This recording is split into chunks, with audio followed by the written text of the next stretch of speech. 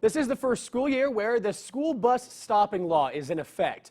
The law was made after 3 Fulton County children were hit by a driver as they tried to board their school bus last November.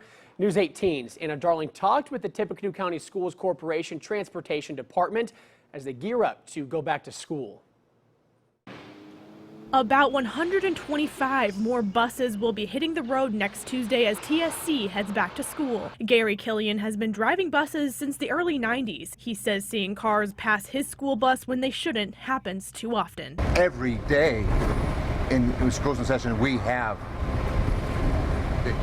a stop-arm violation. He remembers seeing a slight change in driving behavior after the crash in November. Maybe a month or two where it was still happening, but maybe not at the frequency I'm used to, and then it started picking back up.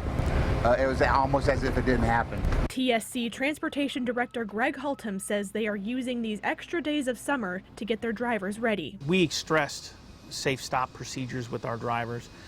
We have done that again. These procedures include drivers knowing when to turn on their lights, putting the parking brake on when stopped, and checking mirrors before visually signaling kids to enter the bus. They've also made some important route changes that comply with the new law. Our routing department went back into our routes and ensured that all of our students that are located on U.S. and state highways are getting on door sites. We don't have anybody crossing a road anymore. But sometimes even loading door side isn't enough. I have a van, doesn't even try to stop, going 50, that passed me on my right side as she's starting to unload.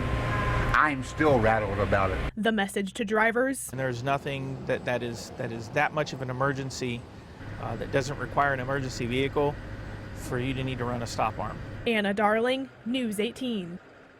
Hultham is asking drivers to have patience the first few weeks as drivers and students get used to the new school year routes.